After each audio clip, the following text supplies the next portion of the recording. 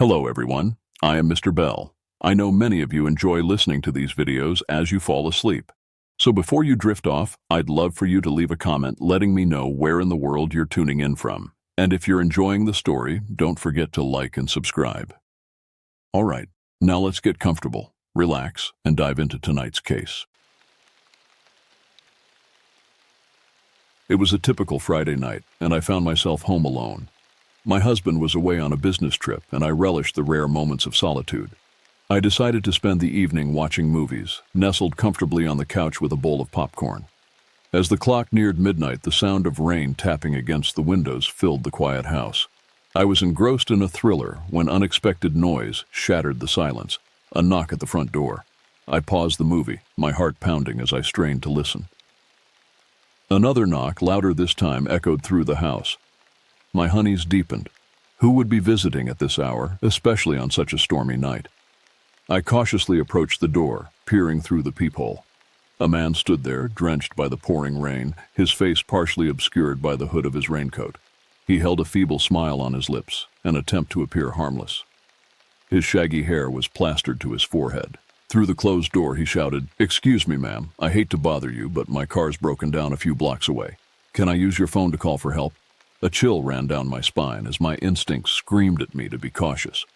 I hesitated for a moment before finally unlocking the door's chain lock and cracking it open just enough to speak. "Who are you? What do need?" I asked, trying to sound firm. He appeared relieved that I'd opened the door slightly. "Thank you so much, ma'am. I'm just a bit stranded out here, and my phone died in this weather. I promise I won't take long." Against my better judgment, I opened the door wider, allowing him into the small entryway. Rainwater dripped from his clothes onto the floor as he stepped inside. He appeared disheveled and anxious. I pointed to the landline phone on a small table nearby, silently warning myself to stay vigilant. "The phone's right there. Please make your call and leave." As he reached for the phone, I couldn't help but notice how nervous he seemed. His hands trembled slightly as he dialed a number, and I strained to listen to his conversation. But instead of calling for help, he muttered something inaudible before abruptly hanging up. Turning toward me, he said, "It seems I couldn't reach anyone. Mind if I use your restroom? I'll be out of your way shortly." I was growing increasingly uneasy, my gut screaming at me that something was very wrong, but I couldn't find a good reason to refuse his request. "Fine, it's down the hall to the left. But please hurry." He nodded with a smile that didn't reach his eyes and disappeared down the hall. As soon as he was out of sight, I quickly locked the front door and grabbed my cell phone from the coffee table, ready to dial 911 if things took a turn for the worse. Minutes felt like hours as I waited, my mind racing with all the possible dangers this stranger might pose. Finally, he emerged from the hallway, his coat draped over his arm. He looked at me with an eerie grin. "I can't thank you enough for your kindness," he said, his voice low and menacing. "You've been such a good host." I felt a cold tread wash over me as I realized that he had no intention of leaving. Panic welled up inside me, but I tried to maintain composure. "You've overstayed your welcome. It's time for you to go now." His smile widened, revealing a predatory glint in his eyes. "Oh, I'm not going anywhere. You see, I knew you'd be alone tonight, and I couldn't resist the opportunity." My heart pounded in my chest as I fumbled for my phone, ready to call for help. But he lunged forward, knocking the phone from my hand and pinning me against the wall. Fear gripped me as he whispered, "You should never open the door to strangers, dear." In that moment, I knew I had to fight for my life. With all the strength I could muster, I elbowed him in the stomach and broke free from his grasp.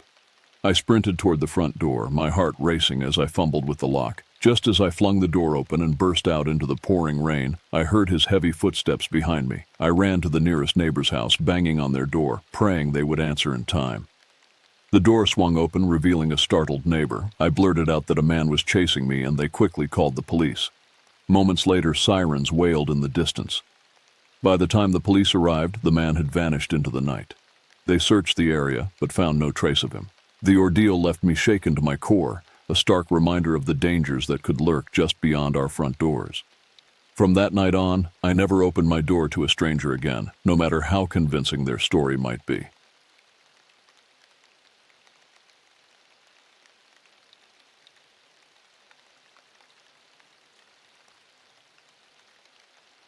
It was a typical Friday night and I found myself home alone. I decided to treat myself to a cozy evening in. The rain was tapping lightly against the windows as I curled up on the couch with a good book. Around 8:30 p.m., the sound of thunder echoed through the house, and I realized I was getting hungry. Pizza sounded like the perfect comfort food for a rainy night, so I grabbed my phone and dialed the local pizzeria. After a brief conversation with the friendly dispatcher, I placed my order and settled back into my book. The estimated delivery time was about 45 minutes, which gave me plenty of time to lose myself in the pages. As the minutes passed, I began to hear the faint rumble of an approaching motorcycle. I figured it was just a neighbor, not giving it much thought. When the doorbell rang, I jumped up, slightly startled by the sudden noise. I opened the door to find the pizza delivery guy, a young man with a cap and a pizza box in hand. He greeted me with a warm smile and handed me the pizza, making small talk as I paid. Everything seemed perfectly normal. I thanked him and closed the door, eagerly digging into my delicious pizza. As I savored each bite, I continued to read my book, losing track of time. It must have been an hour or so later when I heard the same motorcycle approaching once again. I frowned, thinking it was unusual for a delivery guy to return. But curiosity got the best of me, and I went to the window to see what was happening. To my shock, it was indeed the same pizza delivery guy. He parked his motorcycle and walked up to my doorstep with another pizza box in hand. At this time, his friendly smile had morphed into a strange grin. My heart began to race as I opened the door. "Did you order another pizza?" he asked, his tone oddly cheerful. "No," I stammered, my voice shaky. "I only ordered one." He handed me the second box, still grinning, and insisted it was paid for. I was too nervous to argue, so I took it. But as soon as I closed the door, a sinking feeling gripped me. Something was seriously wrong. I called the pizzeria immediately, wanting to confirm whether they had sent a second pizza or if this was some bizarre prank. The dispatcher on the other end sounded confused and assured me that they hadn't received any new orders from my address. My heart pounded in my chest as I realized the unsettling truth. I was alone in my house with a strange man who had somehow duplicated the pizza delivery and showed up at my door a second time. Terrified, I decided to call the police, explaining the bizarre situation. They promised to send an officer right away, instructing me to lock all the doors and windows and stay on the line with them. As I waited anxiously, I glanced out the window and saw the pizza guy still standing there, now staring intently at my front door. It felt like an eternity before the police finally arrived. They confronted the man outside, and I could hear a heated exchange of words through the closed door. Eventually, they handcuffed him and took him away in their squad car. An officer came inside to take my statement, assuring me that they would investigate further. I learned that this guy had a history of stalking behavior and had been fired from the pizzeria months ago. The relief that washed over me was immense, but the lingering fear of what could have happened that night haunted me for weeks. I couldn't shake the feeling of being watched and followed, and I installed security cameras around my home. In the end, it turned out to be a disturbing and chilling encounter with a man who had sinister intentions. I shudder to think about what might have occurred if I hadn't been cautious and called the police. The memory of that rainy night still sends shivers down my spine, a constant reminder that danger can sometimes lurk behind the most ordinary circumstances.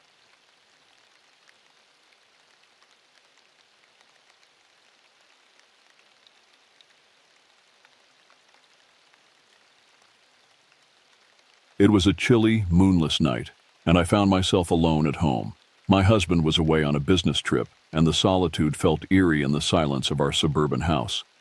I had just settled into bed, wrapping myself in the warmth of the blankets when my phone rang, its shrill tone shattering the stillness. I glanced at the clock. It read 2 a.m. Who could be calling at this ungodly hour? I reluctantly picked up the phone, feeling a sense of unease creep over me. "Hello?" I said, my voice trembling. The voice on the other end was low and familiar, sending shivers down my spine. "Did you miss me, darling?" My heart leaped into my throat. I knew that voice all too well. It was my ex-boyfriend, Mark. We had parted ways under unpleasant circumstances, and I had hoped never to hear from him again. "How did you get this number?" I demanded, my voice quivering. Mark chuckled. a sinister sound that seemed to ooze through the phone. "I have my ways, sweetheart. I've been watching you, you know."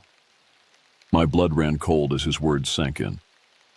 The very idea that Mark could be watching me filled me with dread. I glanced around the dimly lit room, paranoia consuming me. "What do you want, Mark?" I asked, my voice quaking with fear. He went on, recounting personal details about my day, mentioning places I had been and things I had done. Panic surged through me, and I realized that he had been spying on me, tracking my every move. Terror began to consume me as Mark continued his unsettling monologue. He spoke about our past, our relationship, and how he believed we were destined to be together. He professed his love, but it was tainted with an eerie obsession. "I'm coming for you, my love," he declared before hanging up. I felt a wave of nausea wash over me, my mind racing as I contemplated the meaning behind his ominous words. Was he really on his way to my house? I quickly dialed 911, explaining the situation to the dispatcher. The police promised to send an officer to check on me, but the minutes dragged on like hours as I waited in agonizing fear. Every creak of the house, every gust of wind rattling the windows, sent me into a state of heightened paranoia. Finally, the doorbell rang, and I angrily jumped out of my skin. I rushed to the door and flung it open, relieved to see the uniformed police officer standing there. He assured me that they would patrol the area and offered to stay nearby until morning for my safety. I agreed, grateful for the presence of someone to protect me from Mark's deranged intentions. The rest of the night was spent in a state of vigilance, the officer patiently comforting me while we awaited any sign of Mark. But he never showed, and as dawn broke, the officer left with a stern warning to call immediately if Mark resurfaced. Over the following weeks, I lived in constant fear, looking over my shoulder at every turn. The police were never able to apprehend Mark, and I began to doubt whether I would ever find peace. The chilling encounter had left me traumatized, a prisoner in my own home.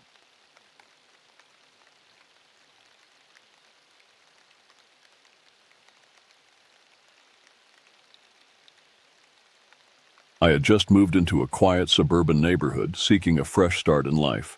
The past few days had been filled with unpacking boxes and getting used to the unfamiliar surroundings. As I settled into my new home, the sense of isolation began to creep in. It was a peaceful neighborhood, but the unfamiliarity of it all was unsettling. One evening, as the clock ticked towards 11 p.m., I was home alone.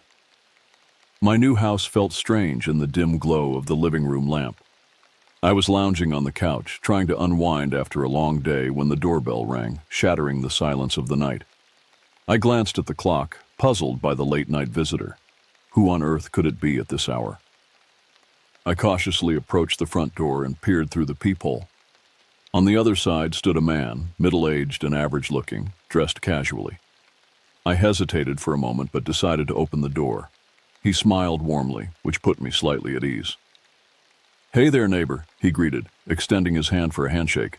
"I live just down the street, and I wanted to welcome you to the neighborhood." Relieved that it was just a friendly neighbor, I shook his hand and introduced myself.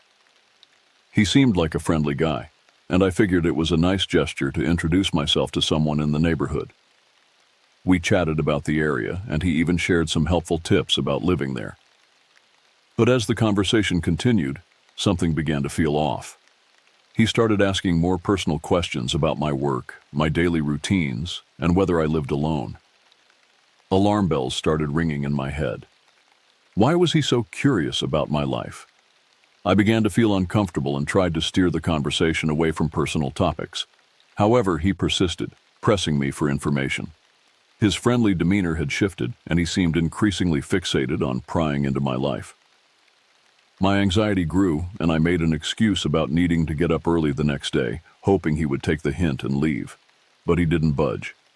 Instead, he insisted on coming inside for a cup of coffee, which I adamantly declined.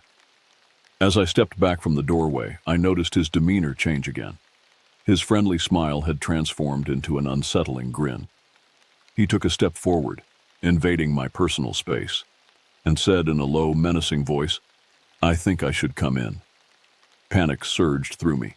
I slammed the door shut, locked it, and backed away, my heart racing.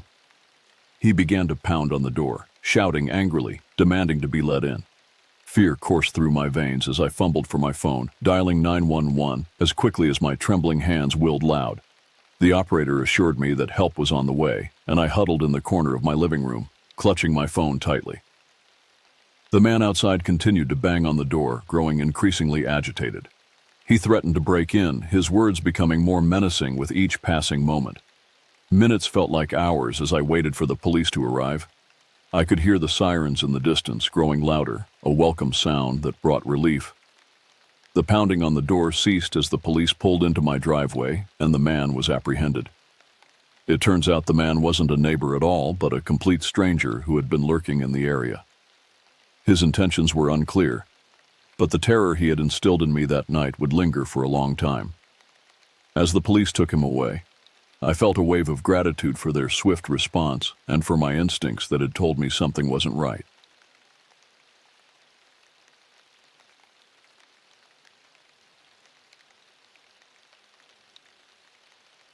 My parents had finally decided to have a date night after weeks of non-stop work. As a teenager, I was thrilled to have the house to myself for the evening. I had grand plans for a night of binge watching my favorite TV shows and indulging in all the snacks I could find in the kitchen.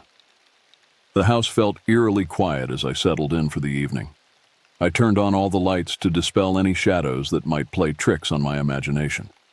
It was just me, my dog Max, and a bag of potato chips. The sound of rain outside added to the cozy atmosphere, and I felt safe and snug on the couch. Hours passed as I watched episode after episode, and my parents' absence was almost forgotten. That was until I heard the faint sound of creaking from upstairs. Max, my usually fearless and boisterous German shepherd, had perked up, his ears alert. I muted the TV and strained to listen. It was quiet for a moment, and I thought maybe I had imagined it. But then unmistakable footsteps echoed from above. My heart began to race. My parents had left me alone, and I was on edge. "Is someone there?" I called out, trying to sound confident. There was no response, just the sound of the rain drumming on the windows. I considered calling my parents, but I didn't want to worry them on their date night. It was probably just my imagination playing tricks on me, I thought. I reluctantly resumed my show, but my honeys lingered. Max remained vigilant, his eyes fixed on the staircase. That's when I heard a door creaking open upstairs. Panic seized me. There was no denying it now. Someone was in the house. I cracked my phone and texted my parents, hoping they would see my message without being disturbed on their date. "I think someone's in house," I typed, my fingers trembling. I waited, watching the screen, praying for a response. Minutes passed like hours, and still no reply. I couldn't wait any longer. I decided to call 911. As I spoke to the dispatcher, my voice trembled as I described the situation. They assured me that police were on their way and to stay on the line. With Max by my side, I crept to the hallway and glanced up the stairs. The faint glow of the upstairs hallway light revealed a dark figure standing at the top of the stairs. My blood ran cold. It was a man, a stranger, and he was just standing there, watching me. Tears welled up in my eyes, and I stifled a scream as I retreated back to the living room, clutching my phone. I whispered to the dispatcher that there was someone in the house, and they urged me to lock myself in a room. I dashed to the nearest bedroom, slammed the door shut, and barricaded it with whatever furniture I could find. Max was with me, barking furiously. My parents still hadn't replied to my messages, and my fear grew with each passing second. The sound of sirens approaching outside was a lifeline. The police had arrived. I explained my location to the dispatcher and told them I could hear the intruder moving around upstairs. Minutes later, I heard the unmistakable sound of heavy boots coming down the stairs. The intruder was heading my way. My heart pounded, and I was ready to defend myself and Max with anything I could find. But then I heard the voices of the police officers. They were shouting for the intruder to drop to the ground. There was a struggle, followed by the sound of handcuffs clicking into place. It was over. The police burst into the room, their guns drawn, ensuring the intruder was apprehended. I felt a rush of relief, but my hands were still trembling.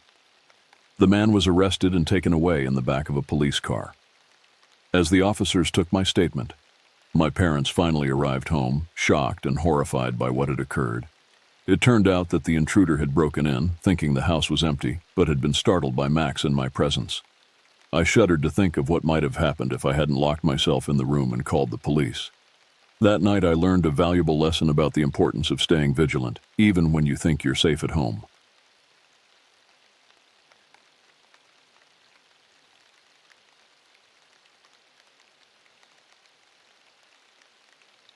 It had been 3 long months since I lost my husband. The creeps still hung heavy in the air, and our once cozy home felt emptier with every passing day. I was struggling to adjust to life as a widow, trying to find solace in the routine of everyday tasks. One chilly night, I was alone in the house. The solitude had become my constant companion, and I had grown accustomed to the silence. I was in the living room, engrossed in a book, attempting to escape my sorrow through the pages of a mystery novel. The rain outside pattered gently against the windows, providing a soothing background noise. As I turned the pages, my thoughts drifted back to my husband. He had been the love of my life, and his absence left a void that could never be filled. Our home was a testament to the life we had built together, and the memories within these walls were bittersweet reminders of happier times. That's when I heard an unmistakable creaking sound, like the back door slowly inching open. Panic surged through me, and I froze in my seat. My husband had always been the one to handle home security, and now I was alone, feeling vulnerable and exposed. I strained my ears, hoping it was just my imagination, but then I heard another noise, a faint, shuffling sound, like footsteps on the hardwood floor. My heart raced, and I knew I had to act.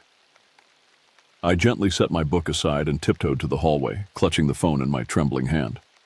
I reached the hallway and peered around the corner, my pulse pounding in my ears. The back door was slightly ajar, and the dim light from the kitchen spilled into the hallway. I could see nothing but shadows. Fear gripped me, but I knew I had to investigate. With trembling hands, I grabbed an umbrella from the stand by the front door. It was the closest thing I could find that might be used for defense. I edged closer to the kitchen, trying to muffle my footsteps. Max, our loyal Labrador, was curled up by the fireplace, oblivious to the intruder's presence. I entered the kitchen, my eyes darting around, searching for any sign of movement. That's when I saw him, a silhouette standing near the back door. My breath caught in my throat as I watched the figure, a shiver running down my spine. "Who's there?" I managed to choke out, my voice barely louder than a whisper. The figure didn't respond, just stood there unmoving. I took a cautious step forward, my grip on the umbrella tightening. As I got closer, I could make out more details. It was a man, tall and dressed in dark clothing. His back was to me, and he seemed to be fumbling with something by the back door.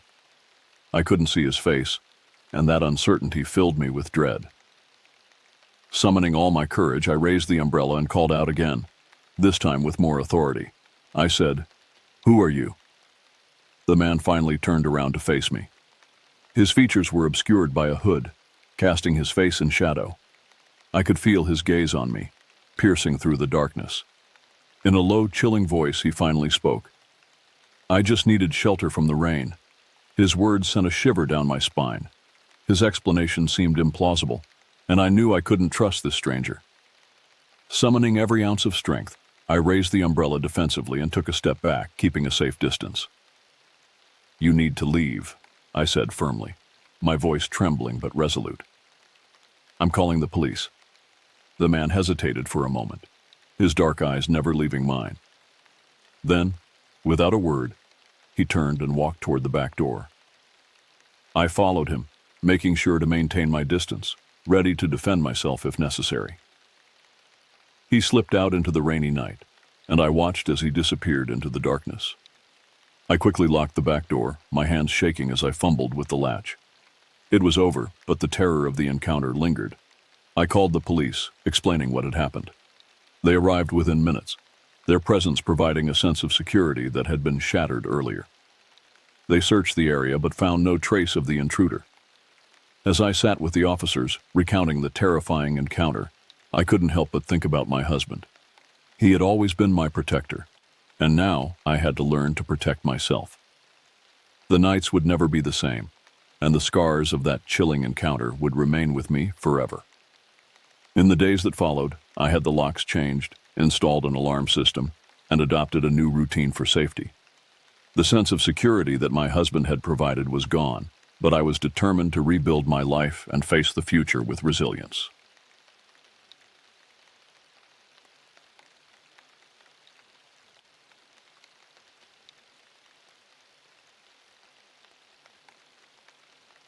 It was a cold and rainy night, the kind that made you appreciate the warmth and coziness of your own home.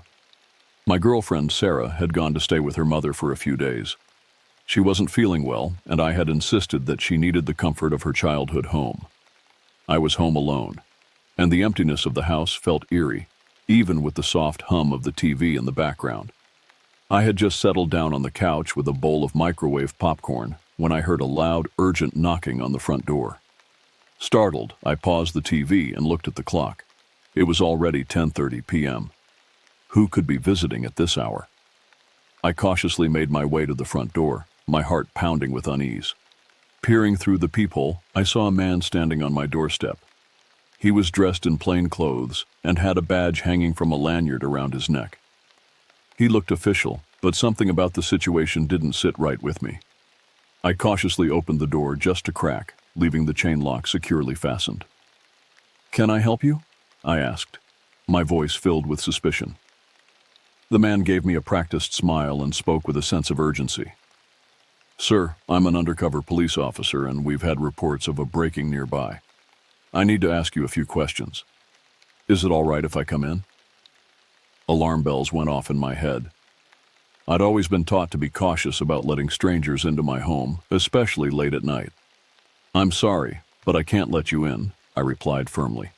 "If you have questions, we can talk right here." The man's smile faded and he became more insistent. "It's really important and time is of the essence. I promise I won't take long." I hesitated for a moment, torn between wanting to be helpful and the feeling that something wasn't right. Then I made a quick decision. "Hold on, let me call the police station to verify your identity." I closed the door and quickly dialed the non-emergency number for our local police station. As I waited for someone to pick up, anxiety knotted me. The man on my doorstep was still there, no doubt wondering what was taking me so long. A voice answered on the other end and I explained the situation. The dispatcher assured me that an officer would be sent over to verify the man's identity. Feeling somewhat relieved, I returned to the door and told the man that I had called the police station to confirm his status.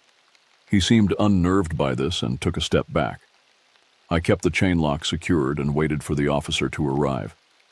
Minutes felt like hours as I stood there, the tension in the air growing thicker. Finally, I saw the flashing lights of a police car approaching. The man on my doorstep must have seen it too because he turned and hurried away, disappearing into the darkness. The uniformed police officer arrived and I explained the entire situation to him. He nodded and told me I had made the right call. He confirmed that there had been no reports of any break-ins in the area and assured me that I had handled the situation correctly. Relieved, but still shaken, I thanked the officer and watched as he drove away. I locked and bolted the door, double-checked all the windows, and even called Sarah to let her know what had happened. She urged me to stay vigilant and cautious. The rest of the night was restless. I couldn't shake the feeling of dread that had settled over me. What if I had let that man into my home? What had he really wanted? The unanswered questions haunted me as I tried to get some sleep. The next morning, Sarah returned home. I recounted the strange encounter to her, and she shared my unease. We decided to inform the police about the incident, just in case. They took our statements and promised to investigate. Weeks passed, and the incident slowly faded from our minds. Life returned to a semblance of normalcy, and the emptiness of the house felt less eerie with Sarah by my side. Then, one evening, I received a call from the police. They had identified the man who had come to my door that night. He wasn't a police officer at all. He had a history of posing as one to gain access to people's homes. The police had apprehended him, and he was now in custody. The news sent a chill down my spine. I had narrowly escaped a potentially dangerous situation.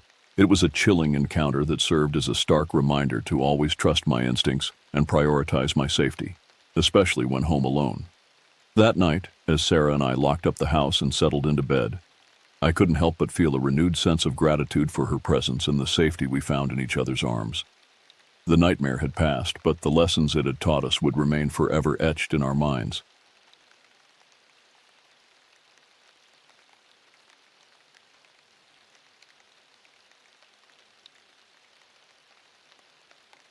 It was a sunny afternoon, and I found myself at home alone, enjoying the rare tranquility of an empty house.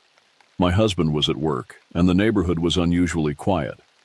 The only sounds were the chirping birds and the distant hum of lawnmowers from the neighboring yards. I was engrossed in a book when I heard a knock on the front door. Glancing at the clock, I wondered who could be visiting at this time of day. As I approached the door, I could see a teenage boy standing on the porch through the frosted glass window. He wore a tattered t-shirt, jeans, and had a lawnmower parked on the sidewalk. I opened the door and he greeted me with a friendly smile. "Hi, ma'am," he said politely. "I noticed your lawn could use a mowing. I'm trying to earn some extra money. Would you like me to take care of it for you?" I appreciated the initiative and smiled back. "Oh, thank you, but I think we're okay for now. My husband usually handles the yard work." The boy nodded, his smile fading slightly, and he stepped back. "All right, no problem. If you change your mind, here's my number." He handed me a small slip of paper with his name, Kyle, and a phone number written on it. I thanked him and closed the door, returning to my book. I didn't think much of it at the time, but looking back, I wish I had been more cautious. About an hour later, there was another knock at the door. I got up and opened it, half expecting to see Kyle again, and there he was, holding his lawnmower. "Nam, are you sure you don't want your lawn mowed? It'll look great, I promise," he urged. I sighed, realizing that my husband wouldn't be able to get to it for a while. "Okay, Kyle, go ahead. Just make sure not to make too much noise." He cringed and got to work. I watched him from the window as he expertly maneuvered the lawnmower around the yard. He seemed diligent and hardworking, so I decided to go outside and offer him a cold drink. I approached Kyle, who had taken off his earbuds, and handed him a bottle of water. "Thanks for doing this," I said, trying to make small talk. "How long have you been doing lawn care?" He accepted the drink and took a sip before answering. "A few years now. It's a good way to make some cash." I nodded, feeling a bit more at ease. "Well, we appreciate it. Just let me know if you need anything else." Kyle continued to work and I went back inside, relieved to have found a solution for our overgrown lawn. But as I settled back into my book, a feeling of unease began to gnaw at me. I couldn't quite put my finger on it, but something about the situation didn't sit right. Eventually, I decided to check on Kyle's progress. When I stepped out onto the porch, I was puzzled to find the lawnmower abandoned in the middle of the yard. It was nowhere in sight. My heart began to race, and I called out, "Kyle, are you okay?" Silence. I approached the lawnmower, my anxiety growing with every step. Then I heard a soft, eerie sound coming from inside the house. It was the unmistakable creaking of the staircase. My mind raced as I realized that Kyle must have entered the house without my knowledge. Panic set in, and I had to gather every ounce of courage to ascend the stairs. Each step felt like an eternity. As I reached the top of the staircase, my worst fears were realized. There was Kyle standing in the hallway, facing the wall, his back to me. He was muttering something incoherent under his breath. "Kyle," I whispered, my voice trembling, "what are you doing here?" He turned to face me slowly, his eyes vacant and unblinking. His clothes were smeared with dirt and grass stains, and his hands were clenched into fists. I took a step back, my heart pounding in my chest. "Kyle, you need to leave right now."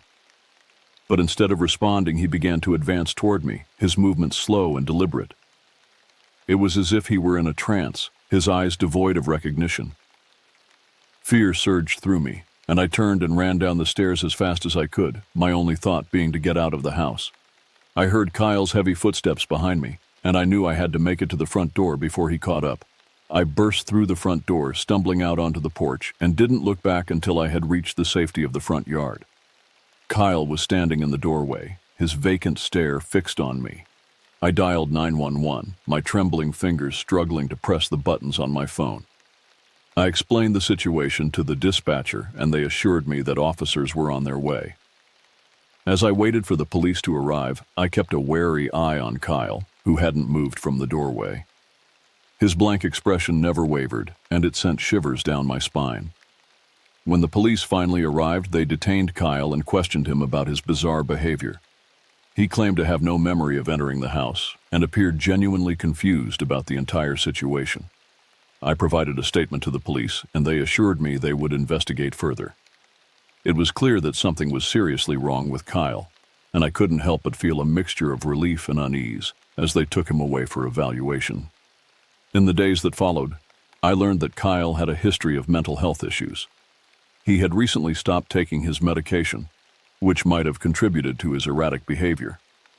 The incident was chilling, a stark reminder of how unpredictable and frightening mental illness can be.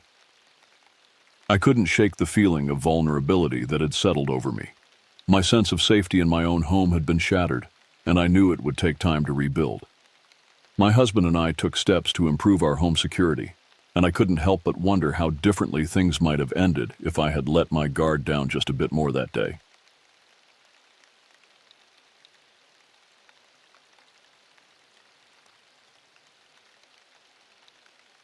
It was a Wednesday night, and I was home alone, preparing dinner in the dimly lit kitchen.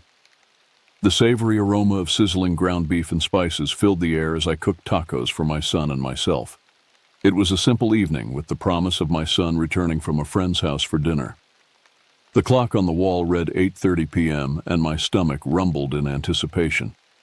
I had just set the table, complete with all the taco fixings, when I heard a faint but persistent knocking at the front door. My heart leaped with excitement, thinking my son had returned earlier than expected and had forgotten his keys. Hastily wiping my hands on a kitchen towel, I made my way to the front door and peered through the peephole. To my surprise, it wasn't my son standing on the porch, but an older man, a complete stranger. His face was hidden in the shadows, and I couldn't make out any features. With caution, I unlatched the chain lock and cracked the door open just a few inches. "Can I help you?" I asked, my voice laced with unease. The man seemed friendly enough, though his presence on my doorstep at this hour was unsettling. "I'm sorry to bother you, ma'am," he began, his voice calm and measured. "My car broke down a couple of blocks away, and I don't have my phone with me. Could I use your phone to call for assistance?" I hesitated, torn between the desire to help and my instincts telling me to be cautious. "I'd heard too many stories of scams and cons, I'm sorry, but I can't let you inside," I replied, trying to sound firm but polite. "I can call for help for you, though." Before I could pull out my phone, his demeanor shifted abruptly. His friendly expression twisted into an unsettling smile, and his eyes bore into mine. "I'm sure we can work something out, ma'am. Let me in, and I'll make it worth your while." My heart pounded as dread washed over me. This was not the innocent request for help it had seemed at first. My instinct screamed at me to shut the door and call the police. I moved to close it, but the man's foot shot out, wedging it open. Panic surged through me as he began to force his way inside, his strength overpowering my attempts to resist. Fear gripped me as I realized that I was in a life-or-death struggle with a stranger in my own home. Summoning every ounce of strength and adrenaline-fueled courage, I pushed back with all my might and managed to slam the door shut, locking it just in time. The man outside pounded on the door, his threats and pleas growing more desperate by the second. Tears welled up in my eyes as I fumbled for my phone and dialed 911. I explained the situation to the dispatcher, my voice trembling as I pleaded for help. They assured me that officers were on the way. As I waited for the police to arrive, I barricaded myself in the bathroom, clutching the phone tightly in my trembling hands. The man continued to pound on the door, shouting obscenities and threats. The minutes felt like an eternity as I listened to his relentless efforts to break in. Finally, the sound of approaching sirens pierced the night, and relief washed over me. The police arrived quickly, and I could hear them shouting at the intruder to surrender. The man's resistance was short-lived, and soon he was in police custody. I emerged from the bathroom, shaken but unharmed, and gave my statement to the officers. They explained that the man had a history of criminal activity and had been wanted for other violent offenses. It sent chills down my spine to think about what could have happened if I had let him inside. After the ordeal was over, I called my son and told him to stay at his friend's house for the night. I couldn't bear the thought of him returning to a home that had just been the scene of a terrifying encounter.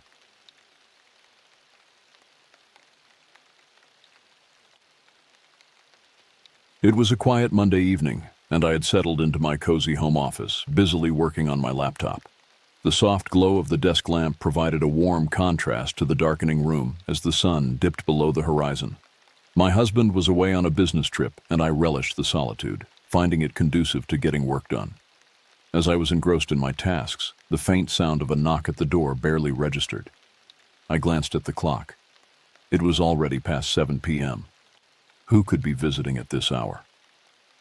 I rose from my desk and made my way to the front door, feeling a sense of unease. When I opened the door, I was greeted by an unexpected sight. 2 children, a boy and a girl, stood on my doorstep. They looked to be around 10 or 11 years old. The boy spoke up, his voice shaky. "Ma'am, we're really sorry to bother you, but we're trying to get home and we need $5 for the bus. Can you help us?" My initial suspicion waned as I looked at their earnest faces, and my heart went out to them. I rummaged through my purse and handed them a $5 bill, hoping it would help them on their way. They thanked me profusely, and then the boy hesitated before asking, "Could I use your bathroom, please? It's been a long walk." I considered their request for a moment, torn between being a good Samaritan and the instinctive caution that had always been ingrained in me. Finally, I agreed, leaving them down the hall to the bathroom. As they went in, I retreated to the living room, keeping the door ajar.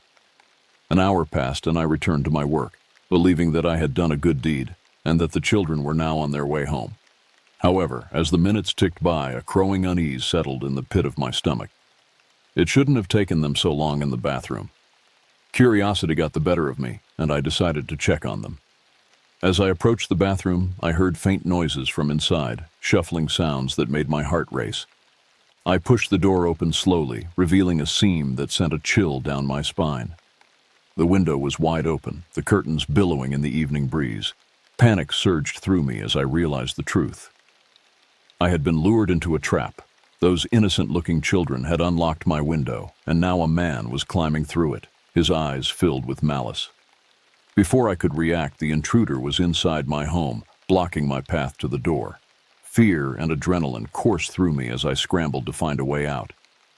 He moved closer, his intentions clear, and I knew I had to act fast.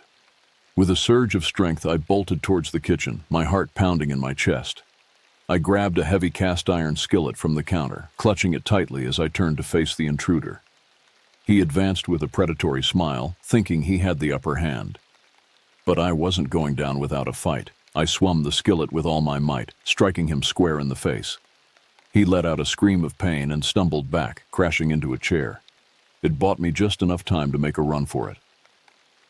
I dashed out the back door, my heart pounding in my ears. I could hear the man cursing and giving chase, but adrenaline fueled my escape. I sprinted through the dimly lit backyard, my breath coming in ragged gasps, until I reached my neighbor's house. Pounding on their door, I begged for help, and they quickly called the police. Within minutes, officers arrived, and they apprehended the intruder in my backyard. As they arrested him, I watched, a mixture of relief and anger coursing through me. It turned out that the children at the door were pawns in a man's sinister plot to gain entry into my home. The police assured me that they would be okay, and that they would contact their parents. As for the man, he had a long history of criminal activity and had clearly intended to do me harm. In the aftermath of that horrifying encounter, I strengthened the security of my home, installing robust locks and an alarm system. I also shared my story with friends and neighbors, warning them to be vigilant even in moments of apparent kindness.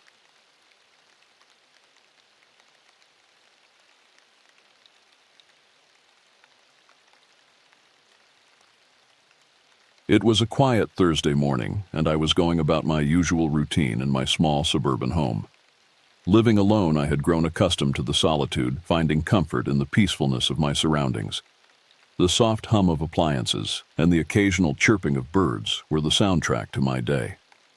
As I was sipping on my morning coffee and flipping through the pages of a book, a sudden knock at the door jolted me from my reverie. It was an unexpected interruption, and I frowned, wondering who could be calling at this early hour. My neighborhood was generally safe, but caution was ingrained in me. I peered through the peephole, my heart racing slightly. A man stood on my doorstep, dressed in casual attire. His presence seemed harmless enough, but I couldn't shake the feeling of unease. He held up a badge with the name of the local electric company and explained that they needed to read the electric meter in my basement. It seemed like a plausible request, and I hesitated for a moment before deciding to let him in. Leading him through the hallway to the basement door, I felt a shiver of apprehension, an instinctual warning that something was amiss. The man followed closely behind, his footsteps echoing in the narrow stairwell. As we descended into the dimly lit basement, I couldn't help but feel vulnerable. The basement was a place I rarely ventured, and it was filled with the eerie stillness of forgotten memories. I pointed to the electric meter, a small metal box affixed to the wall. The man nodded and approached it, pretending to inspect it closely. My heart pounded, and I watched him closely, growing increasingly uncomfortable. He was taking far too long for such a simple task. Suddenly, he turned towards me with a sinister smile that sent chills down my spine. It was then that I realized he was an imposter, a threat who had deceived his way into my home. Panic surged through me as he moved closer, blocking my path to the basement stairs. My mind raced, desperately searching for a way out of this nightmare. I had to stay calm to think clearly. I knew that my only chance of survival was to outsmart this intruder. I feigned cooperation, trying to maintain a facade of vulnerability. But as he reached out to grab me, I made a split-second decision. With all the strength I could muster, I hurled a nearby toolbox towards him, catching him off guard. It struck him on the shoulder, causing him to stumble backward and lose his balance. Seizing the opportunity, I sprinted up the stairs, my heart pounding like a drum. I reached the safety of the ground floor and bolted up the front door, not daring to look back. I knew that my life depended on reaching help quickly. I ran to my neighbor's house, pounding on the door and gasping out the terrifying ordeal I had just experienced. They called the police, who arrived promptly to apprehend the intruder. It turned out that he had a history of similar crimes, preying on unsuspecting victims by posing as a utility worker. In the aftermath of that horrifying encounter, I fortified my home security, installing locks, alarms, and surveillance cameras. I also shared my story with my neighbors, warning them to be vigilant against potential threats.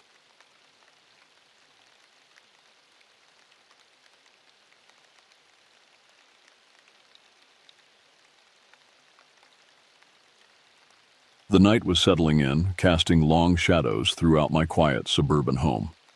My husband was away on a business trip, and I was alone, a situation that had become routine over the years.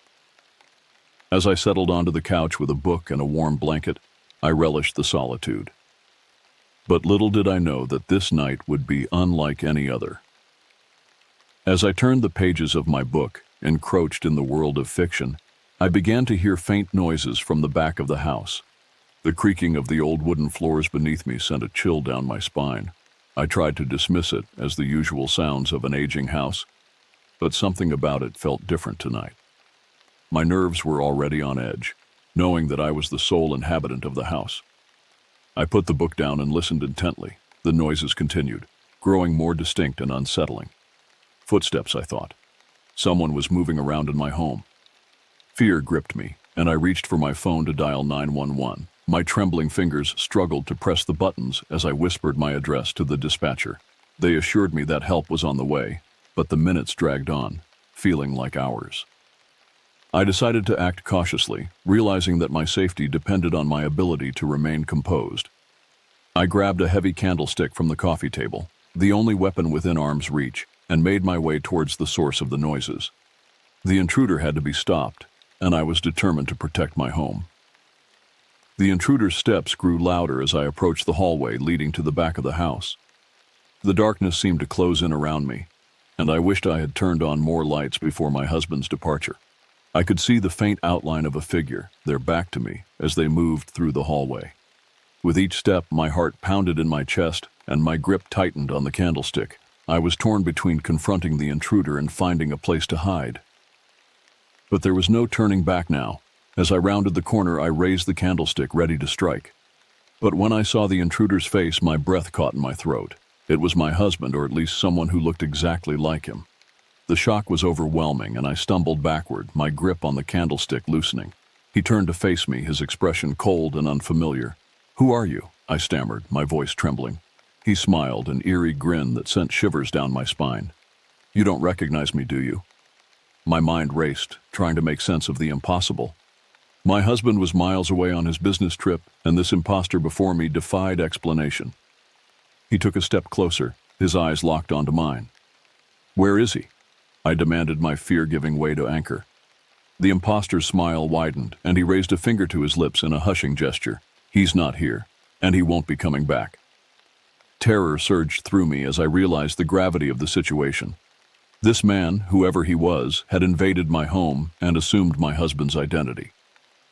My fingers tightened around the candlestick once more, and I took a step back, my mind racing for a way to escape. Just as he advanced towards me, a barrage of police sirens filled the night, their flashing lights casting an eerie glow through the windows. The intruder froze, his smile fading, and he bolted toward the back door. I watched as the police apprehended him, taking him away in handcuffs. It turned out that the imposter had been stalking my husband during his business trip, gathering enough information to infiltrate our home and deceive me. The police assured me that he would be held accountable for his actions, but the ordeal left scars that ran deeper than I could have ever imagined. My husband returned from his trip, and we found solace in each other's presence, grateful for our safety. We reinforced the security of our home, knowing that the sanctity of our haven had been breached. The memory of that terrifying night still haunts my dreams, a constant reminder that even in the quietest moments, darkness can find a way.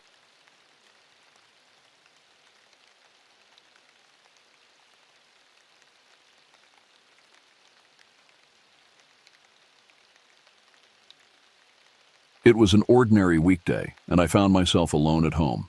My husband was at work, and my friends were busy with their own lives. The solitude didn't bother me. In fact, I enjoyed the occasional peaceful day to myself.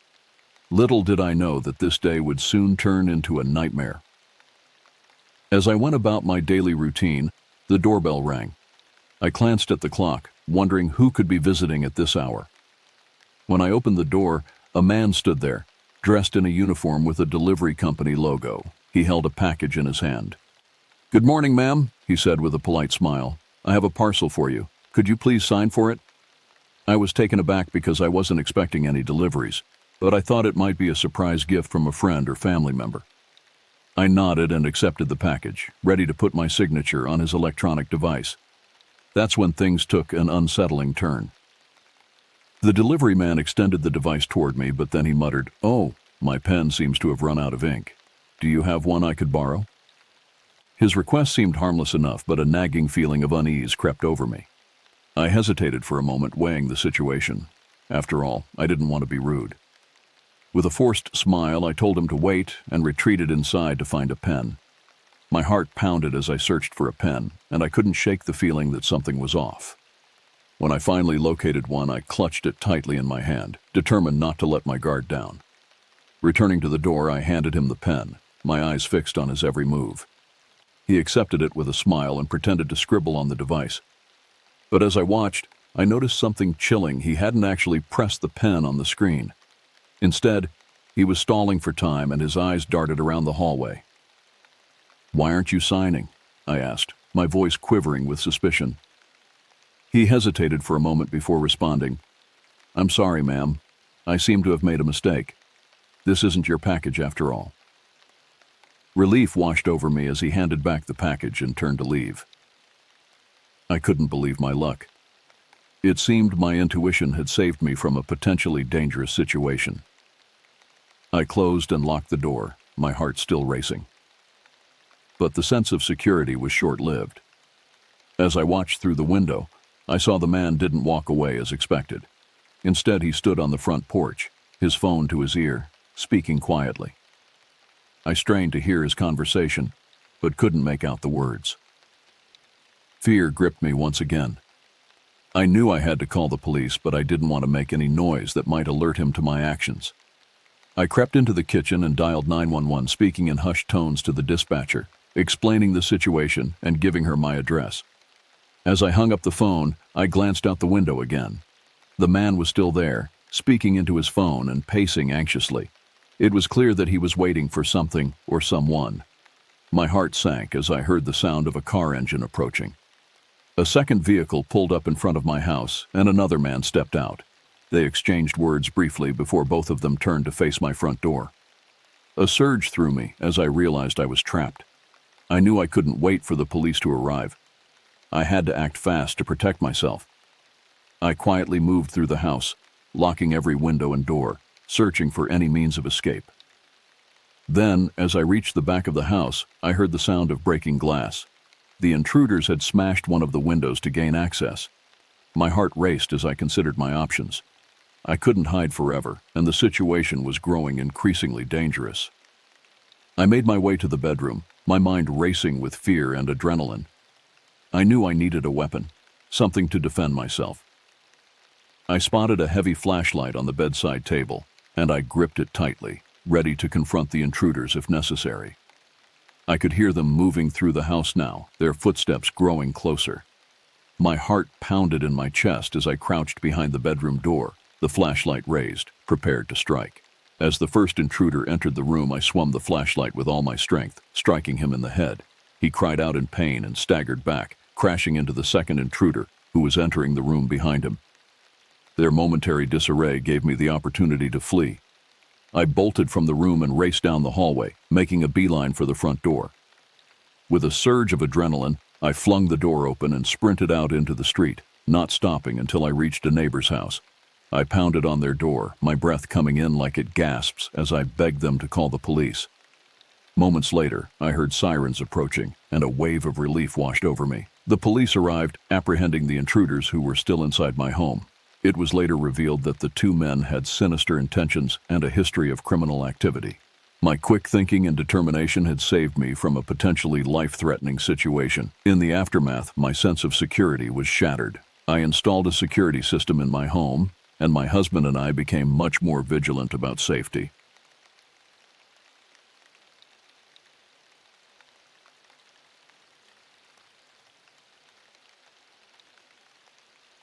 My girlfriend had gone to pick up our kids from school. The house was quiet, and I decided to make the most of this rare solitude by relaxing on the couch and catching up on some reading. As I immersed myself in the pages of a gripping novel, the peace was suddenly shattered by a loud, urgent knocking at the front door. My heart skipped a beat, and I quickly set my book aside, trying to shake off the unease that had settled over me. I cautiously approached the door, my eyes darting toward the peephole. Through the fisheye lens, I saw a man standing on the porch. He was wearing a faded jacket, and his face was obscured by a baseball cap pulled low over his eyes. "Who is it?" I called out, my voice shaky. The man didn't respond. Instead, he continued to knock, his time more forcefully. The knocking seemed relentless, as if he was determined to get my attention. I decided to speak again, lot of this time, my apprehension growing. I asked, "Who is it?" Still, there was no response, only the incessant knocking. Fear knotted me as I contemplated my next steps. I considered calling my girlfriend or the police, but I didn't want to overreact to what could be a harmless situation. Summoning all my courage, I decided to confront the stranger and find out what he wanted. I slowly unlocked the deadbolt and opened the door a crack, keeping the security chain in place to prevent him from entering. "What do you want?" I demanded, my voice steadier now, but my heart racing. The man finally looked up, his eyes meeting mine. His expression was a mixture of anxiety and desperation. "Please, you have to help me," he pleaded. His words sent a shiver down my spine. I couldn't help but feel a sense of trep wash over me. "Help you with what?" I asked cautiously. "I'm being chased," he whispered, glancing over his shoulder as if expecting someone to appear at any moment. "I need to hide. They're after me." My mind raced, and I couldn't help but wonder whether this was some sort of elaborate ruse or a desperate ploy to gain entry into my home. But something about the man's demeanor seemed genuine, and the fear in his eyes appeared all too real. "I can't help you," I said firmly, deciding it was best to keep the stranger at bay while I considered my options. "You need to leave." As I attempted to close the door, the man's desperation reached a fever pitch. He shoved his foot into the narrowing gap and pushed against the door with all his strength. Panic surged through me as I struggled to keep the door from swinging open. "Please," he begged, his eyes wide with terror. "They're coming. You have to let me in." With an adrenaline-fueled burst of strength, I managed to force the door shut, slamming and locking it. My heart pounded in my chest as I stood on the other side, my hands trembling. The man continued to pound on the door, his pleas growing more frantic. "You don't understand. They're going to kill me." I knew I had to make a quick decision. I reached for my phone and dialed 911, explaining the situation to the dispatcher as calmly as I could, all while the stranger continued to pound on the door behind me. Within minutes, I heard the sirens approaching. The man outside must have heard them too because he suddenly stopped banging on the door and fled. The police arrived shortly afterward, and I gave them a detailed description of the man and his bizarre behavior. As I watched the officers search the area, a sense of relief washed over me. They never did find the mysterious stranger, and I was left with unanswered questions about who he was and why he had sought refuge at my doorstep.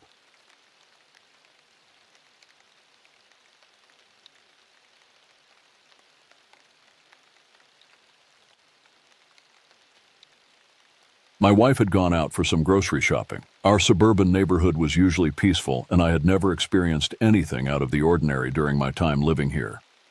As I settled down on the couch, flipping through TV channels and trying to find something to pass the time, I couldn't help but feel the creeping unease that often accompanies solitude. The house seemed quieter than usual, and the creaks and groans of the old building took on a more sinister tone in the absence of my wife's presence. I shook off the uneasiness and tried to immerse myself in a movie, hoping it would provide a temporary distraction. But as the film played on, I couldn't help but notice every little sound, every subtle shift in the house's atmosphere. That's when I heard it, the unmistakable sound of a window being opened. My heart lurched in my chest as I froze, straining to listen. It couldn't be my wife. She'd taken the car, and her return was still hours away. I muted the TV in sad, intense silence, my ears finely tuned to the sounds of the house. I heard footsteps, slow and deliberate, moving through the hallway just beyond the living room. Fear gripped me like a vice, and I knew I couldn't stay put. With my heart pounding, I crept off the couch and moved quietly toward the hallway, my mind racing. I had to confront whatever was happening and protect our home. As I peeked around the corner, my worst fears were confirmed. A man, a complete stranger, was standing in the hallway, illuminated by the soft, filtered light from a nearby window. He had a scruffy beard and wild eyes like a predator sizing up its prey. Our eyes locked, and I was paralyzed with terror as I watched him slowly raise a finger to his lips, signaling for silence. My instinct screamed at me to run, to call the police, but I was trapped in that moment, unable to tear my gaze away from this intruder. The man took a step toward me, and that's when panic finally jolted me into action. I turned and sprinted for the front door, my heart pounding in my chest like a sledgehammer. As I fumbled with the locks, I could hear him pursuing me, his heavy footsteps echoing in the narrow hallway. With a surge of adrenaline, I wrenched the door open and burst out into the yard, gasping for breath. I didn't dare look back. I ran to the neighbor's house, pounding on their door in sheer desperation. Thankfully, they let me in and called the police.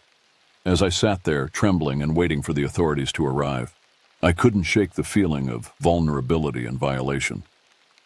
Our safe haven had been invaded, and I couldn't help but wonder what might have happened if I hadn't been alert enough to escape.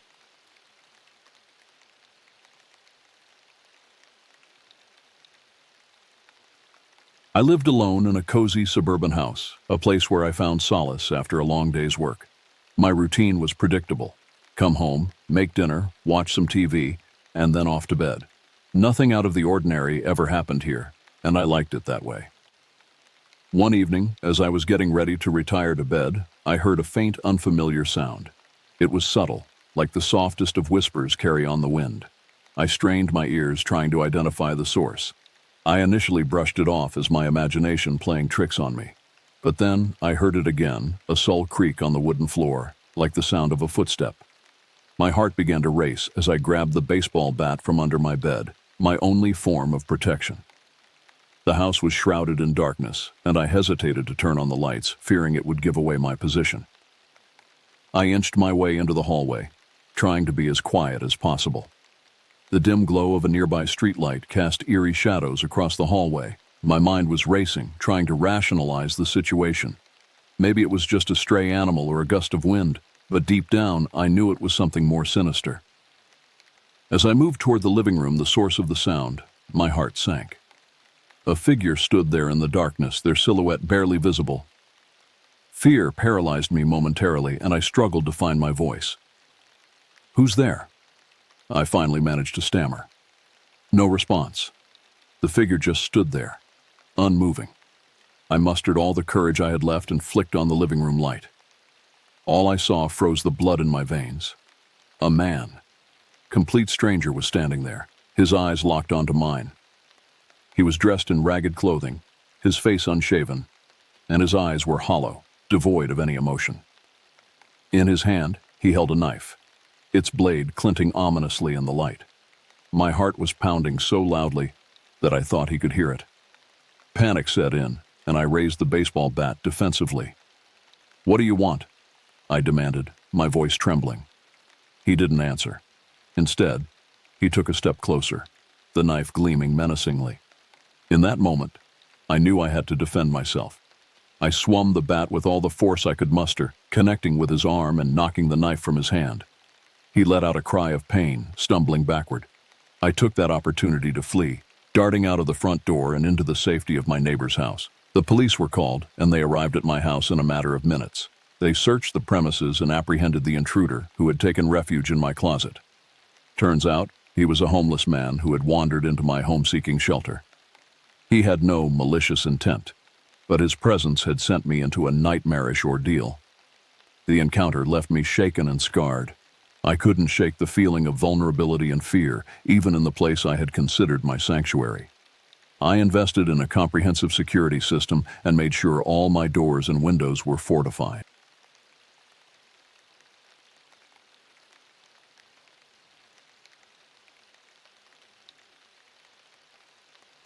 Living alone in a small house on the outskirts of town, I relished in the solitude it provided.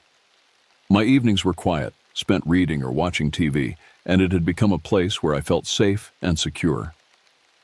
Little did I know that one night, that sense of security would be shattered. It was a dark and stormy night, rain pouring down relentlessly. The distant rumble of thunder added to the eerie atmosphere as I curled up on the couch, encroached in a mystery novel. The sudden sound of my doorbell ringing sent a jolt of surprise through me. Who on earth would be visiting on a night like this? Reluctantly, I got up to answer the door, peering through the peephole. A man, drenched from head to toe, stood on my doorstep. He held a dripping wet Bible in one hand and wore a disheveled, soaked suit. His appearance sent a shiver down my spine, but I couldn't just leave him out there in the storm. I opened the door, trying to hide my unease. "Can I help you?" The man smiled warmly, rainwater dripping from his hair. "I'm from the church," he said. "I was passing by when the storm hit, and I got caught in it.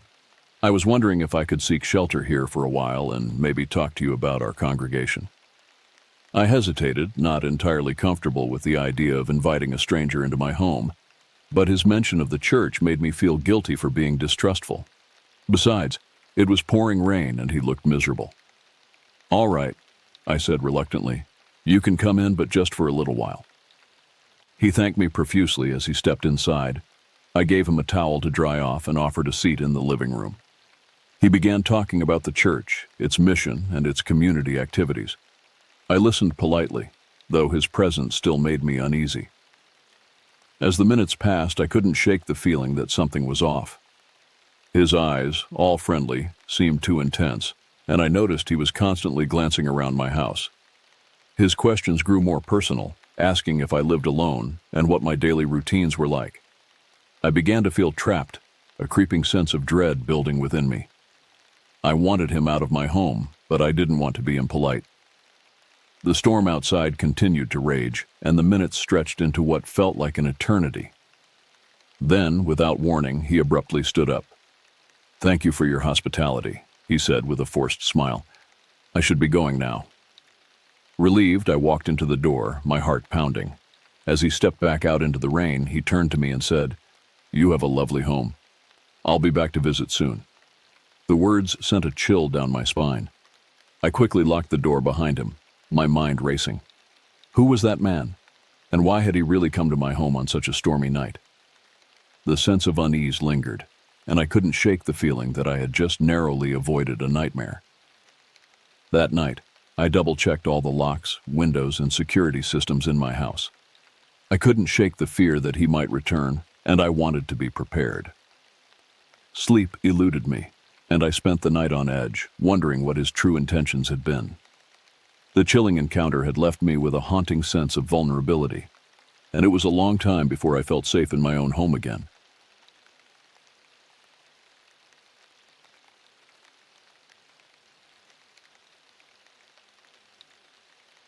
I had just returned from a week-long vacation with some friends, and the exhaustion was starting to set in. My small, cozy apartment had never looked so welcoming. I lugged my suitcase up the stairs, unlocked the door, and stepped inside, feeling a familiar sense of relief. The first thing I noticed was the eerie silence. It wasn't the comforting stillness I had expected, but something far more unsettling. The apartment was supposed to be empty. I lived alone. Yet, as I stood there in the doorway, a wave of dread washed over me. I could sense that something was horribly wrong. I cautiously moved through the dimly lit living room, my heart pounding in my chest. The television was on, casting flickering shadows across the walls. I never left it on while I was away, and I certainly didn't remember it being on while I left for vacation. As I crept further into the apartment, my ears caught a soft, almost imperceptible sound of a whisper, a breath, something that should not have been there. Panic surged through me as I realized I was not alone. There was someone else here, lurking in the shadows of my own home. Adrenaline coursing through my veins, I fumbled for the light switch and flicked it on. The sudden burst of light revealed a figure standing in the corner, partially hidden behind the curtains. My breath caught in my throat as I stared at the intruder. It was a man, a complete stranger, standing there in my apartment. His eyes were wild, darting around the room as if searching for an escape route.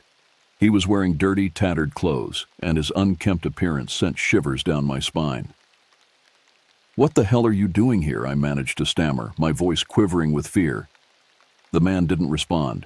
His gaze locked onto me. He looked deranged, unstable, and I had no idea what he was capable of. My mind raced, trying to make sense of the situation. Had he broken in while I was away? How had he entered my apartment? I reached for my phone in my pocket, my fingers trembling. I needed to call the police, but I didn't want to take my eyes off the intruder. I dialed 911 as discreetly as I could and whispered my situation to the operator. The man took a step closer, his gaze never leaving me. I could see the tension in his body, the unpredictability in his eyes. Fear and anger boiled within me, and I packed away slowly, keeping the phone to my ear. Just then, the operator's voice crackled for the phone. "The police are on their way. Stay on the line with me." I nodded, relieved to have someone on the other end of the line. But the intruder seemed to sense that time was running out. With a sudden burst of movement, he lunged toward me, a manic expression on his face. Pure terror propelled me into action. I sidestepped his attack, narrowly avoiding his grasp, and bolted for the door. As I burst out into the hallway, I heard the intruder shouting behind me, but I didn't dare look back. I raced down the stairs, heart pounding, until I was safely outside. Within minutes, the police arrived, and they quickly apprehended the intruder. It turned out he had broken in while I was away, seeking shelter and food. He was homeless, desperate, and mentally unstable. It was a terrifying encounter, one that left me shaken to my core.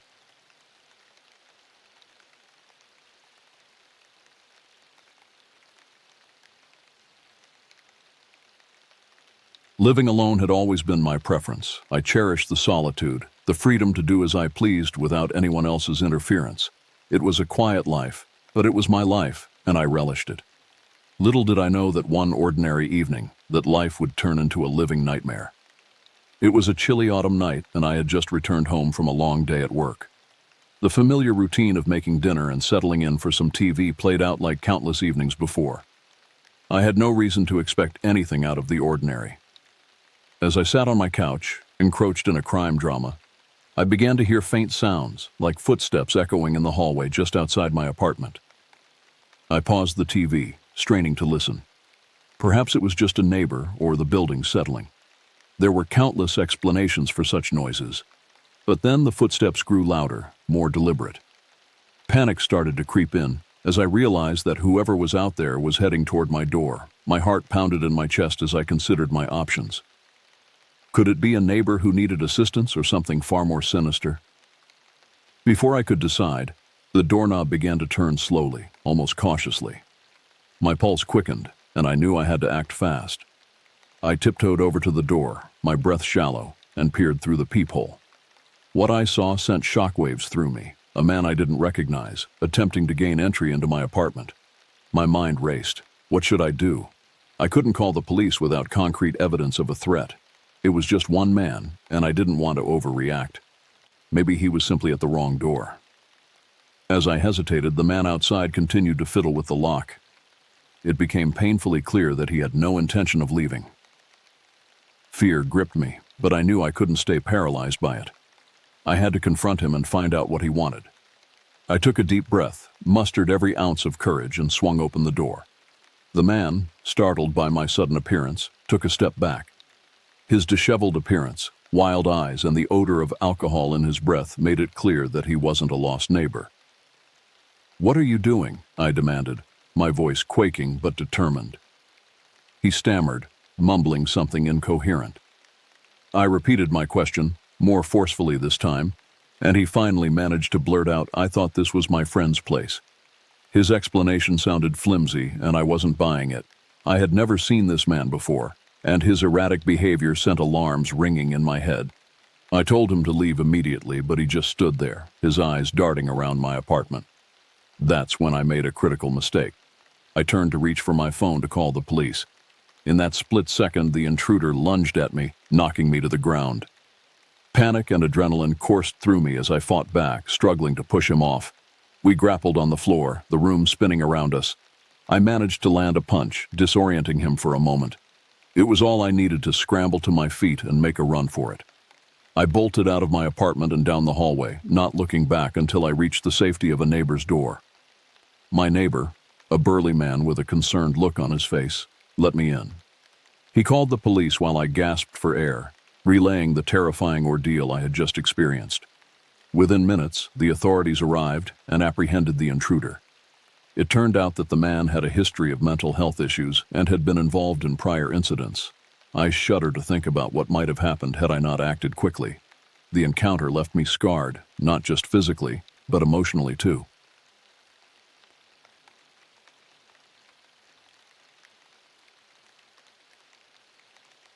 My husband had gone to visit his brother, leaving me home alone.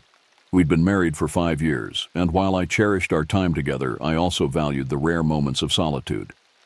Little did I know that this particular evening would be etched into my memory as the most horrifying night of my life.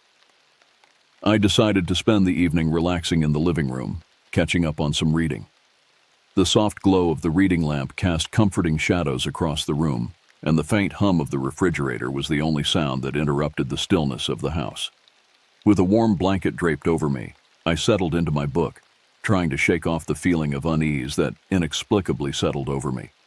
As the minutes ticked by, I found myself glancing at the clock more often than usual. It was getting late, and I couldn't help but worry about my husband's long absence. He hadn't called or texted to let me know when he'd be back, which was unlike him. My imagination started to run wild with all the potential reasons for his delay. Just when I was on the verge of calling him to check in, a noise from the backyard startled me. It was a faint rustling, almost imperceptible, but enough to make my heart race. I shook off my unease, attributing the sound to the wind or perhaps a stray animal. Yet, the sensation of being watched lingered. I decided to get up and check the locks on the doors and windows, a habit I'd developed since moving to this neighborhood. As I moved through the house, I couldn't help but feel a growing sense of dread. The windows were secure, the doors locked, but the unease remained, gnawing at the edges of my consciousness. Returning to the living room, I picked up my book in an attempt to regain some semblance of normalcy. However, the feeling of being watched persisted, intensifying with each passing moment. It was as though an invisible presence lurked just beyond my line of sight. I tried to brush it off as an overactive imagination, but when I glanced at the sliding glass door that led to the backyard, I froze. There, on the other side of the glass, was a figure, a tall silhouette that seemed to be peering into my home. My heart leaped into my throat and I gasped in shock. Panic surged through me, and I fumbled for my phone to call the police. As I dialed 911, I watched in terror as the intruder, realizing I'd seen him, moved away from the door. The dispatcher assured me that help was on the way, but every second that passed felt like an eternity. Huddled in the corner of the room, clutching my phone and praying for the police to arrive, I could hear faint sounds coming from outside. It was the intruder, circling the house, trying to find a way in. The rational part of my brain told me to stay quiet and hidden, but the fear was overwhelming. Then, the worst possible thing happened. The power went out. The room plunged into darkness, and I was left in absolute terror. I felt vulnerable and trapped, my heart pounding in my chest as I strained to hear any sign of the intruder's approach. Minutes passed like hours, and finally the distant wail of sirens pierced the silence. Relief washed over me as the police arrived, their flashing lights illuminating the darkness. They searched the property, and after what felt like an eternity, they emerged with a man in custody. It turned out that the intruder was a stranger who had been lurking in the neighborhood. My husband's prolonged absence had given him the opportunity to target our home. The police assured me that they would thoroughly investigate the incident, but I was too shaken to fully grasp their words. My husband returned home, alarmed by the police cars outside our house. I rushed into his arms, grateful that he was safe and that the nightmare was over. But the encounter with the intruder left scars that would never fully heal. I could no longer feel safe in my own home, and the shadows of that terrifying night continued to haunt my thoughts. That night, I learned the true meaning of fear, the heart-pounding, bone-chilling terror that lingers long after the danger is past. It was a nightmare I wished I could forget, but one that would forever remind me of the vulnerability that comes with being home alone, waiting for a loved one to return.